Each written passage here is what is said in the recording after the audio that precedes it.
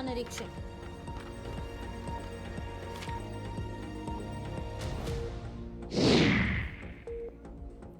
केंद्र शासित प्रदेश जम्मू कश्मीर के ताज पर एक और रत्न। कठुआ में बन रहा देश का सबसे बड़ा लंबा फ्लाईओवर। चढ़वाल में तैयार हो रहा सबसे लंबा और चौड़ा फ्लाईओवर।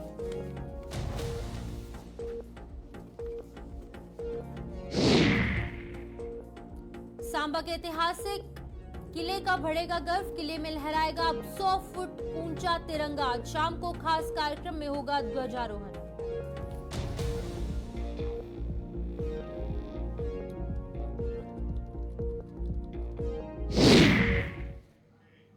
नमस्कार, जम्मू कश्मीर के इस खास बुलेटिन में आपका स्वागत है और मैं हूं आपके साथ शिपवन शर्मा। तो चलिए शुरुआत करते हैं बुलेटिन की। पाकिस्तान का 5 सदस्यीय प्रतिनिधिमंडल विश्व बैंक के तटस्थ प्रतिनिधियों के साथ जम्मू कश्मीर के दौरे पर है। ये दौरा 1960 की सिंधु जल सिंध के तहत केंद्र शासित प्रदेश में चल रही है, जहां पर की 10 जल विद्युत परियोजनाओं पर पाकिस्तान की आपत्ति के मद्देनजर निरीक्षण किया जाएगा। आज ये प्रतिनिधिमंडल कड़ी सुरक्षा के बीच किश्तवाड़ पहुंचा, जहां पर तटस्थ विशेषज्ञों के साथ साथ भारत और पाकिस्तान के प्रतिनिधिमंडल में 25 संपर्क अधिकारी नियुक्त किए गए हैं। वहीं पर बता दें कि जिस तरीके से पाकिस्तान का 5 सदस्यीय प्रतिनिधिमंडल यहां पर विश्व बैंक के तटस्थ प्रतिनिधियों के साथ जम्मू कश्मीर के दौरे पर है। पहले आपको बता दें कि यहां पर लगातार कुछ आपत्तियां जताई गई थी पाकिस्तान द्वारा, और ये दौरा जो है वो 1960 की सिंधु जल सिंध के तहत केंद्र शासित प्रदेश में चल रही 10 जल विद्युत परियोजनाओं पर पाकिस्तान की आपत्ति के मद्देनजर ये निरीक्षण यहां पर किया जाएगा।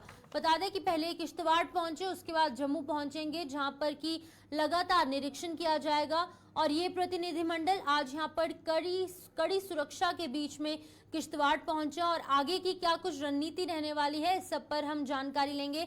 लेकिन आपको पहले बता दें कि तटस्थ विशेषज्ञों के साथ साथ भारत और साथ ही साथ पाकिस्तान के प्रतिनिधिमंडल में यहां पर 25 संपर्क अधिकारी नियुक्त किए गए हैं।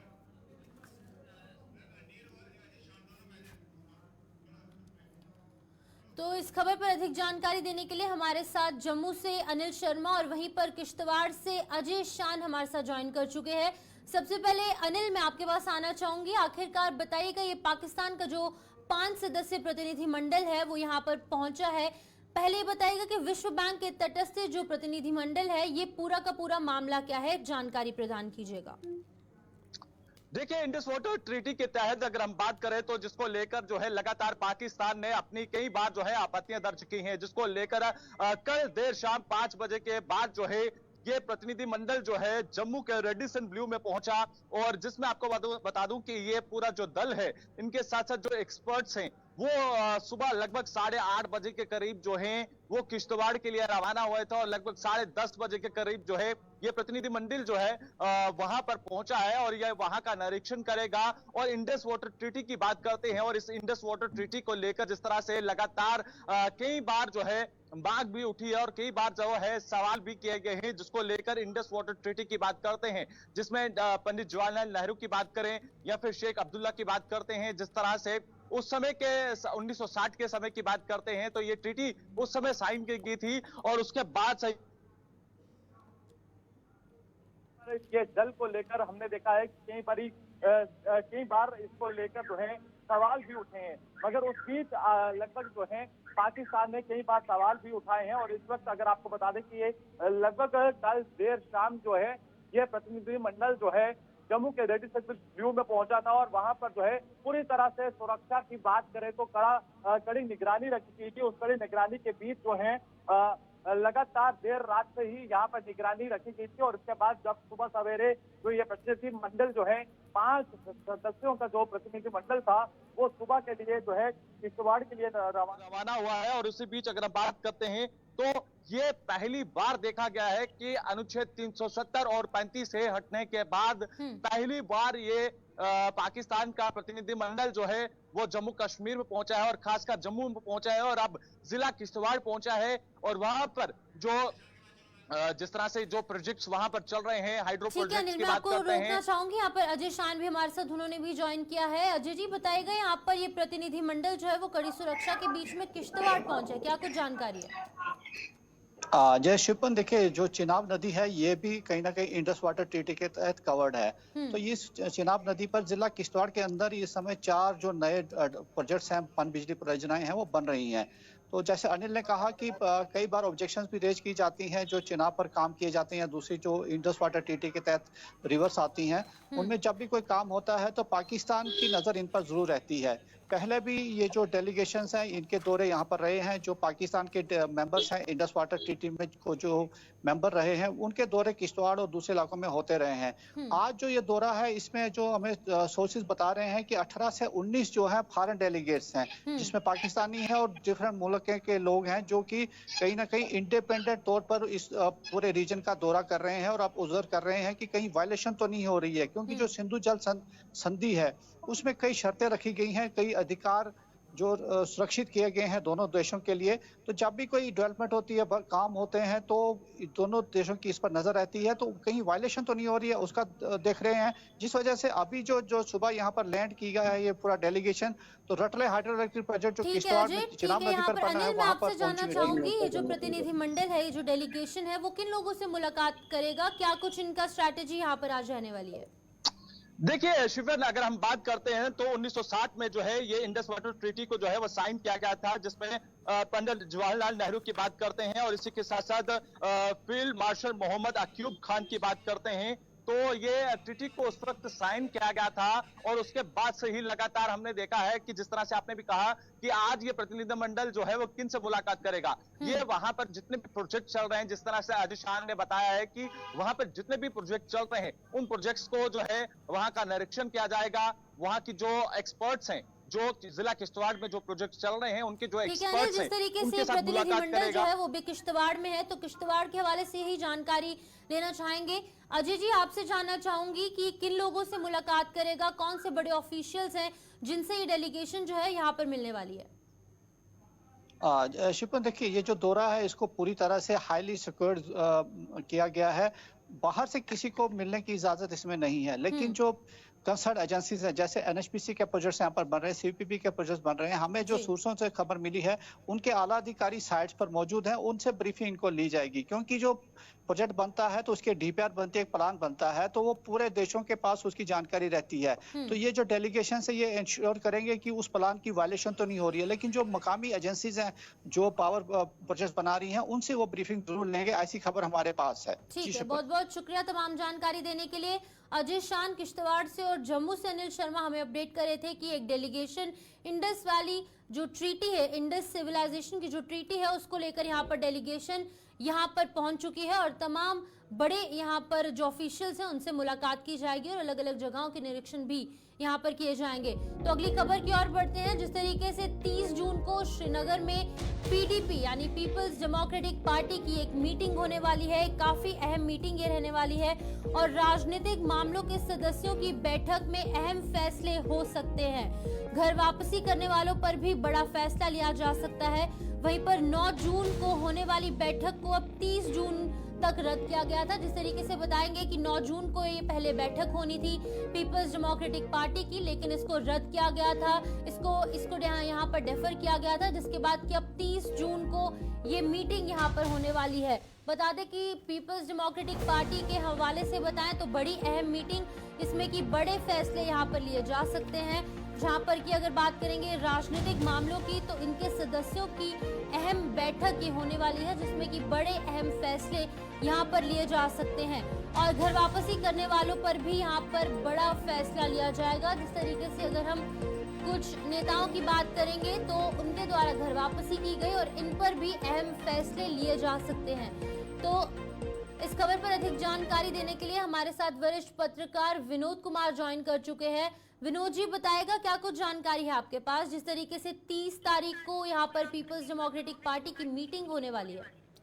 बिल्कुल शिपन, आपने ठीक कहा कि लोकसभा चुनावों के नतीजे आने के बाद पहली मर्तबा पॉलिटिकल अफेयर कमेटी यानी पीपल्स डेमोक्रेटिक पार्टी की पॉलिटिकल अफेयर कमेटी की मीटिंग 30 जून को होने जा रही है। जी। और बड़ी बात यह है इसमें कि हो सकता है पहले महबूबा मुफ्ती एडामेंट थी कि जो लोग पार्टी को छोड़ करके गए हुए हैं उनको वापस नहीं लाना है। लेकिन आहिस्ता आहिस्ता लोकसभा चुनावों के बाद भले ही पार्टी को हार मिली हो, लेकिन कहीं ना कहीं पार्टी ने अपने आप को कंसोलिडेट किया और पुनः विचार किया जा रहा है कि क्या उन लोगों को, करीब आधा दर्जन ऐसे नेता हैं जो पार्टी को छोड़ करके गए हैं और कद्दावर नेता हैं, वो वापस आना चाहते हैं, लेकिन अभी तक उनकी वापसी को लेकर के कोई फैसला नहीं लिया जाता। इस खास मीटिंग में जो पॉलिटिकल अफेयर कमेटी की मीटिंग होगी, इस मीटिंग में यह फैसला लिया जाएगा क्या उनके लिए पीपल्स डेमोक्रेटिक पार्टी के द्वार खोलने हैं या वैसे के वैसे बंद रखे हैं। उम्मीद यह जताई जा रही है कि शायद उन लोगों की वापसी पर मोहर लग सकती है, उन लोगों को वापस आने का अवसर दिया जा सकता है जिनको लेकर के महबूबा मुफ्ती एडामेंट थी। ये मीटिंग 9 जून को होनी थी, लेकिन सरदार मदनी जो बड़े नेता हैं उनके पुत्र का देहांत हो गया, जिसकी वजह से मीटिंग को पोस्टपोन करना पड़ा और अब ये मीटिंग 30 जून को होने जा रही है। जी शिपमन। और यहाँ पर विनोद जी, मैं जानना चाहूंगी, जिस तरीके से विधानसभा चुनाव की भी सरगर्मियां अब तेज हो चुकी हैं, तो इसके मद्देनजर भी क्या कुछ अहम फैसले लिए जा सकते हैं, कुछ अहम चर्चाएं यहाँ पर इस मीटिंग के दौरान की जा सकती है? जब पॉलिटिकल अफेयर कमेटी की बात चलती है, जो उसकी संरचना होती है, उसकी संरचना इसी को लेकर के की होती है कि किस तरीके से आगामी चुनावों को रणनीति बनानी है। यानी विधानसभा के चुनावों की घोषणा जैसे ही प्रधानमंत्री नरेंद्र मोदी ने की, उससे पहले CEC chief election commission of India ने की, और उससे पहले लगातार अमित शाह ने भी ये कहा, गृह मंत्री अमित शाह ने भी कहा कि जम्मू कश्मीर में जल्द ही इलेक्शन करवाए जाएंगे। तो उसके बाद ये पॉलिटिकल अफेयर कमेटी का मीटिंग होने का मतलब यही है कि उसमें आने वाले विधानसभा चुनावों को भी डिस्कस किया जाएगा, और जो मामलात हैं जहाँ जहाँ तीनों जगहों पर इन्होंने अपने कैंडिडेट उतारे थे, बारामूला में उतारे थे, श्रीनगर में उतारे थे और अनंतनाग और रजौरी कॉन्स्टिट्यूंसी में उतारे थे, कहाँ कहाँ पर उनको कमियां रही और ख़ासतौर पर अनंतनाग डिस्ट्रिक्ट में उनको काफ़ी नुकसान उठाना पड़ा है, जो उनका गढ़ माना जाता है, उस पर आत्ममंथन आत्मचिंतन किया जाएगा। और ये इंपॉर्टेंट जो पॉलिटिकल अफेयर कमेटी में रहेगा। ठीक है, बहुत बहुत शुक्रिया तमाम जानकारी देने के लिए। वरिष्ठ पत्रकार विनोद कुमार यहाँ पर हमें अपडेट कर रहे थे कि पीडीपी के हवाले से एक मीटिंग होने वाली है। यहाँ पर 30 जून को ये मीटिंग श्रीनगर के ऑफिस में होगी, जिसमें कि महबूबा मुफ्ती खुद शामिल होंगे और बड़े अहम फैसले जो हैं वो इस मीटिंग में किए जा सकते हैं। तो चलिए अगली खबर की ओर बढ़ते हैं। केंद्र शासित प्रदेश जम्मू कश्मीर के ताज पर एक और रत्न जुड़ने जा रहा है। प्रदेश के प्रवेश द्वार कठुआ जिले में देश का पहला सबसे चौड़ा और साथ ही साथ सबसे लंबा फ्लाईओवर तैयार किया जा रहा है, जहां पर कि दिल्ली अमृतसर कटरा एक्सप्रेसवे के पैकेज यहां पर 14 में चढ़वाल कस्बे के स्थानीय यातायात को बाईपास करने के लिए यहां देश का सबसे लंबा और चौड़ा फ्लाईओवर का निर्माण हो रहा है। लगातार इसका काम जो है वो जारी है। अगर हम तस्वीरों में देखें तो लगातार इस पर दिन रात काम किया जा रहा है और एक और रत्न जो है वो जम्मू कश्मीर के जो ताज है उसमें यहाँ पर जुड़ने वाला है। काफी गर्व की बात, जो कि लगातार दिल्ली अमृतसर कटरा एक्सप्रेसवे का ये जो पैकेज है उस पर लगातार काम किया जा रहा है।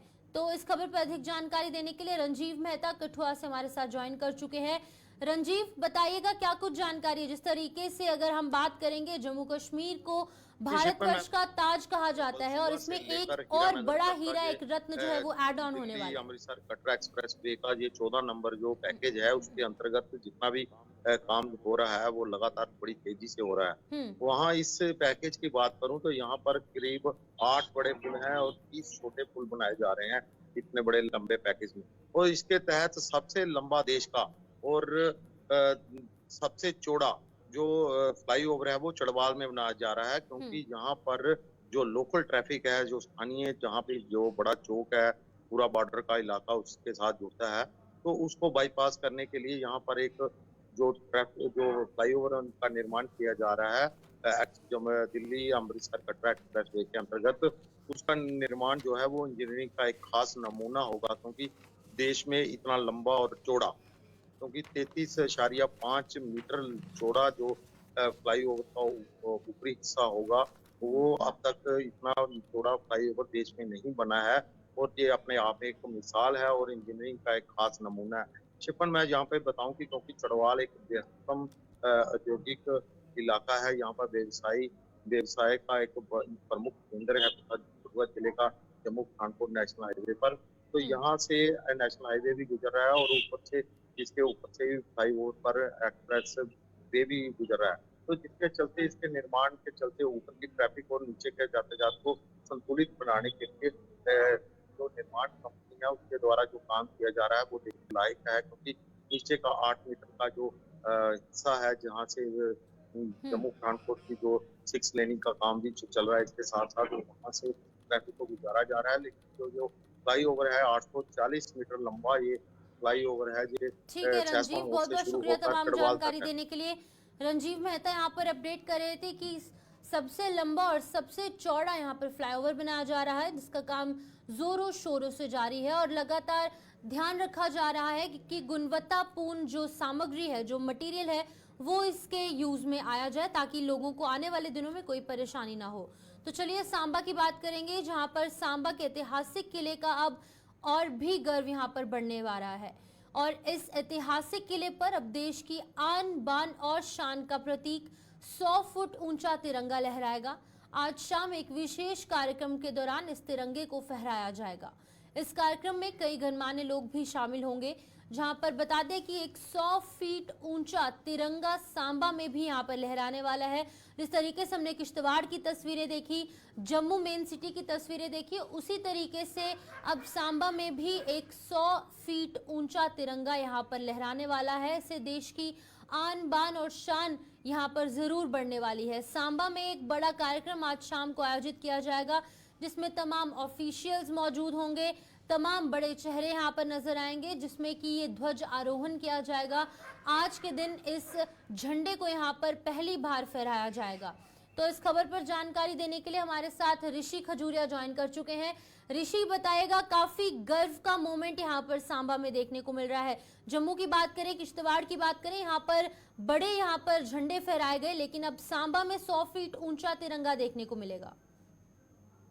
देखिए, बिल्कुल आपको बता दें कि सांबा के लोगों के लिए और सांबा के लिए ये गर्व की बात है कि आज जो है हमारे देश का तिरंगा झंडा सांबा के ऐतिहासिक किले में लहराता नजर आएगा, जिसको लेकर मैं आपको बताना चाहता हूं कि पिछले कुछ दिनों से एक जद्दोजहद जो वो चलाई जा रही थी, जिसमें सांबा की एक सामाजिक संस्था जो कि रोटरी क्लब सांबा सेंट्रल है, उन्हीं द्वारा ये एक बड़ा इनिशिएटिव जो वो लिया गया है और आज प्रशासन के सहयोग से आज जो है ये नेशनल फ्लैग इनॉग्रेशन सेरेमनी जो वो होने जा रही है शाम 5 बजे, जिसको लेकर तैयारियां जो वो पूरी कर ली गई हैं और अब बस इंतजार है तो उस घड़ी का जब यहाँ पर देश की आन बान शान तिरंगा झंडा लहराता नजर आएगा। मैं आपको बता दूं कि इस भव्य कार्यक्रम में डीसी सांबा भी पहुंचेंगे, अभिषेक शर्मा, इसी के साथ साथ एसएसपी सांबा विनय कुमार शर्मा भी पहुंचेंगे और उन्हीं की मौजूदगी में यहाँ पर जो ये तिरंगा झंडा लहराया जाएगा। मैं आपको एक चीज बताना चाहता हूं कि जिस तरह से आपने खुद ही देखा कि पिछले कुछ दिनों से लगातार एक आवाज ये भी उठ रही थी कि आखिर कब सांबा फोर्ट की जो तस्वीर है वो बदलेगी। तो सांबा प्रशासन ने एक कोशिश की है कि यहाँ जो तस्वीर है इस किले की बदली जाए, तो एक रेनोवेशन का काम किया। आज हमारा सांबा का किला जो है ये इस जगह पर पहुंच गया कि उस हेरिटेज प्रॉपर्टी को बचाया गया है, उसे पूरी तरह से मेंटेन किया गया है और इसी ऐतिहासिक धरोहर में अब हमारा जो देश की आन बान शान तिरंगा है ये लहराता नजर आएगा। आप जब हाईवे से गुजरेंगे तो आपको हाईवे से भी ये तिरंगा झंडा जो वो दिखाई देगा। सांबा के किसी भी इलाके में आप जाएंगे तो सांबा के किसी भी इलाके से आप यहाँ से हमारे देश की आन बान शान को देख सकते हैं। तो ये कहीं ना कहीं काफी गर्व का मूवमेंट है जो आज सामने आया है और लोगों का इंतजार खत्म हुआ है और कहीं ना कहीं लोग बेसब्री से इंतजार कर रहे थे कि आखिर जो कितना इंपॉर्टेंट है कुछ इस तरीके के इनिशिएटिव्स लेना, क्योंकि यहाँ पर युवाओं की बात करें तो युवाओं में एक सेंस ऑफ पेट्रियोटिज्म, एक देशभक्ति की भावना, कुछ इस तरीके के अगर हम कदमों की बात करें तो ये ऐसे कदम उठाने से एक सेंस ऑफ पेट्रियोटिज्म जरूर यहाँ पर युवाओं में आएगी। देखिए, बिल्कुल जब देशभक्ति की बात आती है तो देशभक्ति को लेकर एक जुनून, एक जज्बा जो वो युवाओं के अंदर भी देखा जाता है। युवा हम